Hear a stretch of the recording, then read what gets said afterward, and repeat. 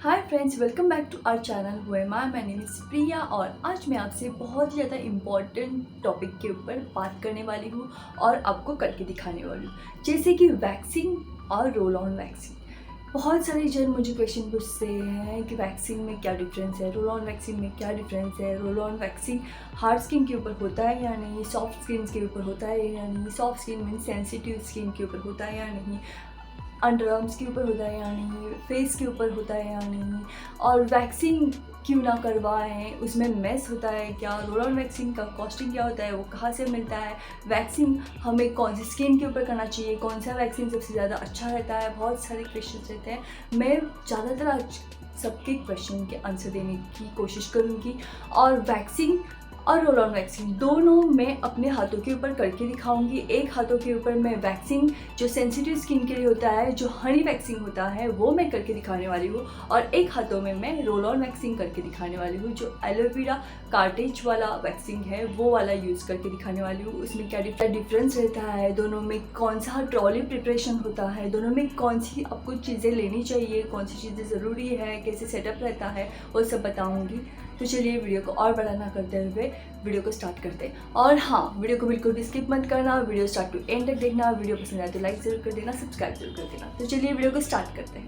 ये है honey wax का सेटअप। उसके लिए आपको चाहिए wax heater, spatula, wax strips, aloe vera gel, powder, sanitiser, water spray, honey wax, एक बाउल और कॉटन। और इस तरह से आपको उसका सेटअप लगाना है। अभी मैं रोल ऑन वैक्सीन का सेटअप बता रही हूँ, जिसमें आपको चाहिए roll on wax heater, cartridge, आपके पास जो भी कार्टेज हो चलेगा। ये वाला जो कार्टेज है ये एलोवेरा जेल वाला कार्टेज है। उसके बाद wax strips, pre wax cleanser, post wax oil, powder, sanitiser, water spray, bowl and cotton. इस तरह से आपको रोल ऑन वैक्सीन का सेटअप लगाना है और जब गर्म करने रखेंगे आपको कवर नहीं करना है। हाय फ्रेंड्स, अभी मैं स्टार्ट करने वाली हूँ रोल ऑन वैक्सिंग से। और आपको सबसे पहले अपने हाथों को अच्छे से क्लीन करके लेना है और फिर उसे कॉटन से ड्राई करना है। हाथों को बिल्कुल भी मॉइस्चर नहीं रहना चाहिए। और उसके बाद ये जो वैक्स क्लींजर है जो हमें वैक्सिंग से पहले लगाना है, उसे आपको हाथों के ऊपर लगा के लेना है। हाथों के ऊपर लगाने के बाद उसे ड्राई होने के लिए कुछ 2 से 3 मिनट के लिए छोड़ देना है। और उसके बाद आपके पास जो भी पाउडर है, मेरे पास निविया की पाउडर है जो मैं अभी ये यूज़ कर रही हूँ, उसे अपने हाथों के ऊपर अच्छे से लगा के लेना है। अपने हाथों के ऊपर मॉइस्चर नहीं रहना चाहिए, भले वो हनी वैक्स हो या रोल ऑन वैक्सिंग हो या चॉकलेट वैक्सिंग हो, मॉइस्चर नहीं होना चाहिए। उसके बाद आपको रोल ऑन वैक्सिंग करने से पहले 4 से 5 बार एक स्ट्रिप्स के ऊपर करके देखना है कि वो स्मूथ है या नहीं। उसके बाद अपने हाथों के ऊपर करने के लिए लेना है। आप देख सकते हो बिल्कुल भी हार्ड नहीं होता है, बिल्कुल भी एकदम प्रेस करके मुझे लगाना नहीं पड़ता है, एकदम स्मूथली आता है। बस आपको वैक्स के ऊपर, वैक्स स्ट्रिप्स के ऊपर उसे 4 से 5 बार स्मूथ करके लेना है। और फिर उसका टेम्परेचर भी आप चेक कर सकते हो और उसके बाद अपने हाथों के ऊपर उसे यूज़ करना है। और इस तरह से मैंने दिखाया, उस तरह से आपको स्ट्रिप से उसे निकालना है। वैसे तो रोल ऑन वैक्सिंग का टेम्परेचर नॉर्मल ही रहता है, ज़्यादा गर्म नहीं होता है, बट इतना गर्म होता है कि वैक्स को वो अच्छे से हीट करके अपने हाथों के ऊपर के बालों को निकाल सकता है। अभी ये जो मैं दिखा रही हूँ, एक साइड में स्मूथ रहता है और एक साइड में ये स्ट्रेट लाइन रहता है। स्ट्रेट लाइन के यहाँ से आपको वैक्सिंग नहीं करना है। जहाँ पे स्मूथ रहता है, जहाँ पे इसे राउंड टाइप थोड़ा सा रहता है, उस साइड से आपको वैक्सिंग लगाना है। उससे क्या होगा, एकदम स्मूथली लगेगा, बिल्कुल भी आपको प्रेस करने की ज़रूरत नहीं पड़ेगी। क्योंकि बहुत सारे जनों की ये क्वेश्चन रहता है कि उनको प्रेस करना पड़ता है और फिर वैक्सिंग को निकालते टाइम बहुत ज़्यादा चिपचिपापन होता है। नहीं, ऐसा कुछ नहीं होता है। आपको सिर्फ उसको अच्छे से टेम्परेचर में गर्म करना है, उसको स्मूथ करना है और फिर वो जो जहाँ पे स्मूथ साइड रहती है उस साइड से आपको करके लेना है। जैसे हम नॉर्मल वैक्सिंग करते हैं उस तरह से हमें स्ट्रिप से उसे निकाल के लेना है। और इस तरह से मेरा हाफ़ वैक्सिंग हो गया है। ऑलमोस्ट कुछ 2 से 3 मिनट में ही मेरा हाफ़ वैक्सिंग हो गया है। अभी मैं हाथों के नीचे का वैक्सिंग कर रही हूँ।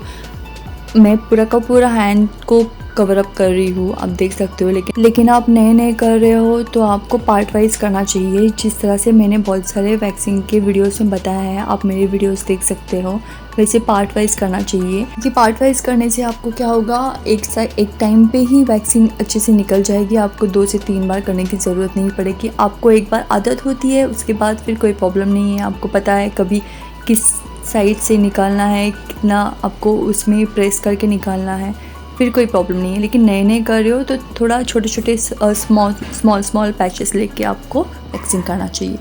इस तरह से मेरे ऑलमोस्ट हाथों के ऊपर का वैक्सिंग हो गया है। अभी मैं जो मेरा बाकी है वैक्सिंग, क्योंकि ये जो हार्ड वैक्स रहता है ये पानी से निकलता नहीं है, जहाँ पे बाकी है आपको चेक करना है, चिपचिपापन लग रहा है उस साइड से आपको वैक्सिंग को निकाल के लेना है।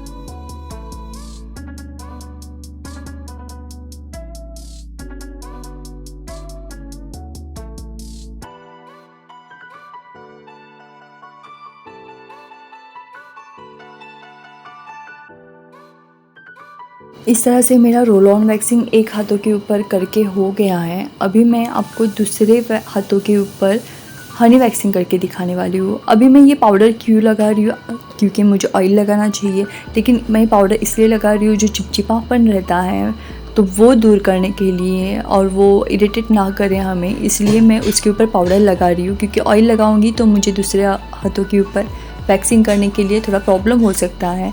इसीलिए हमेशा हमें पहले पाउडर लगा के लेना है, दूसरे हाथों के ऊपर वैक्सिंग को कंप्लीट करना है, और उसके बाद फिर जो भी आगे का प्रोसेस है वो कंप्लीट करना है। हनी वैक्सिंग में भी आपने देख लिया, मैंने पहले हाथों को अच्छे से क्लीन करके लिया, उसको कॉटन से अच्छे से ड्राई करके लिया, और फिर उसके ऊपर भी मैं पाउडर लगा के लिया।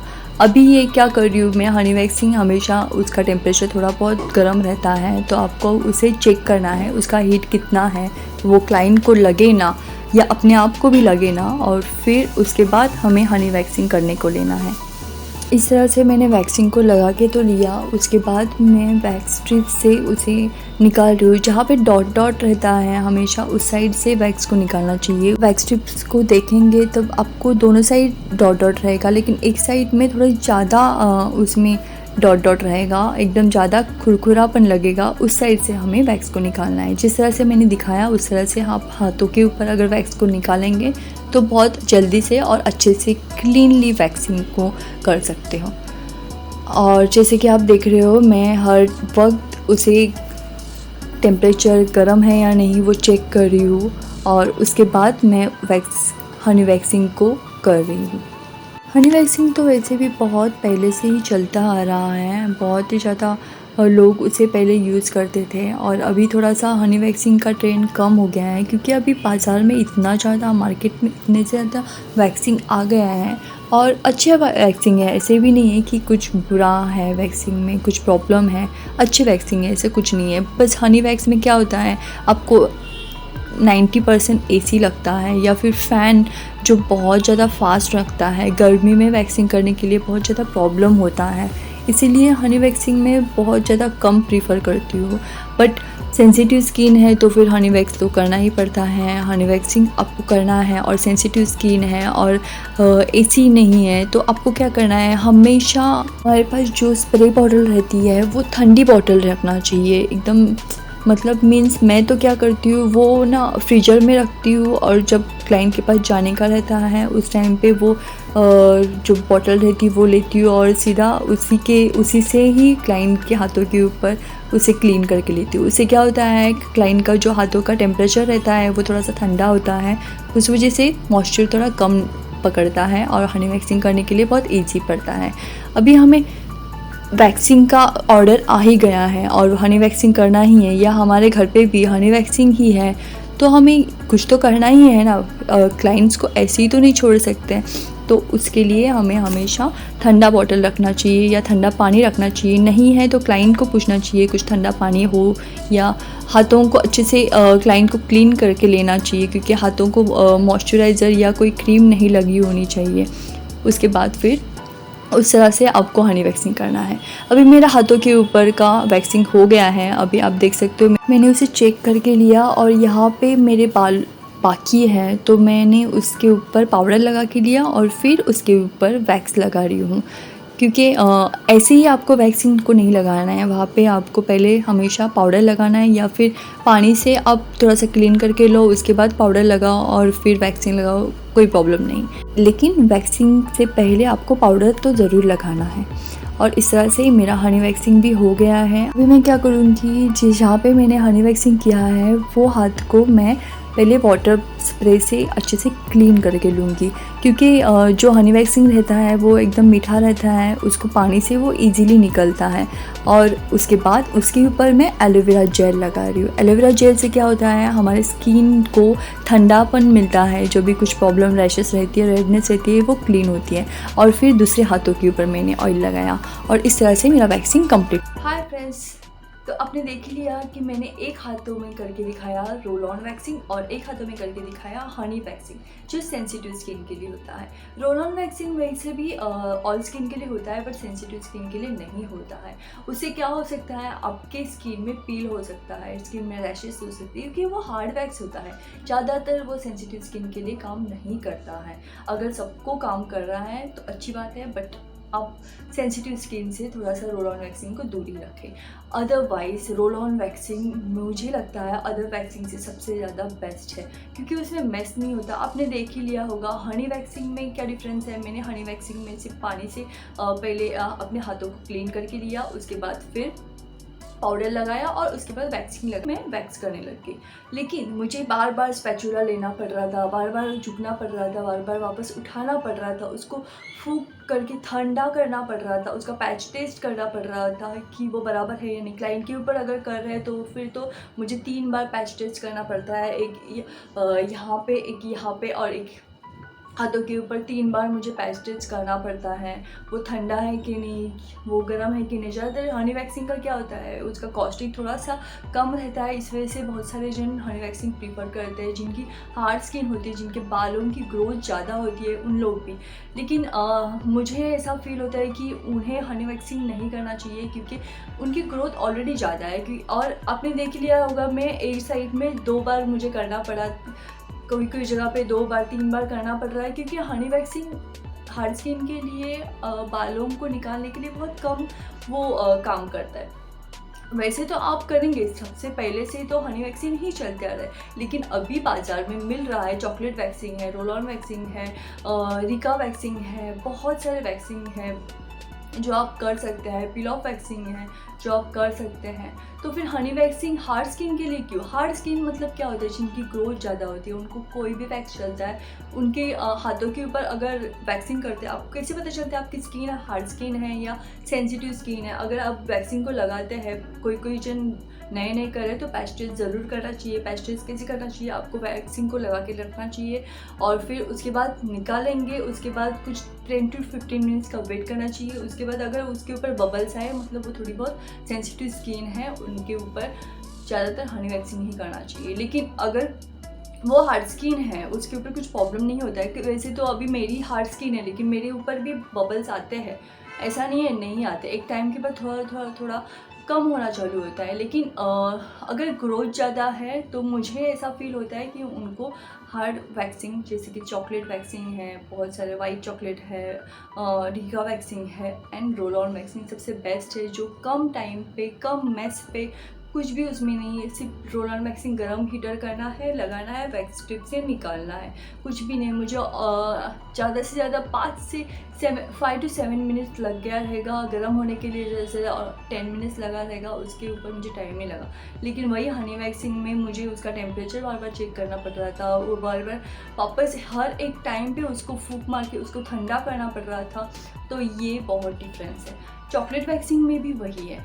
आप रोल ऑन वैक्सिंग करते हैं उसको, जैसे कि बहुत सारे जनों के पास वैसी चीज़ें नहीं होती। जैसे कि आपने रोल ऑन वैक्सिंग में देखा ही रहेगा कि मैंने उसमें प्री वैक्स क्लींजर यूज़ किया। बहुत सारे जन नहीं करते हैं, डायरेक्टली पाउडर लगा के उसके ऊपर रोल ऑन वैक्सिंग लगाते हैं, या फिर उसके ऊपर हार्ड वैक्स कोई, जैसे कि हार्ड वैक्स सब वैक्स हनी वैक्स छोड़ के ज़्यादातर हार्ड वैक्स में ही आता है।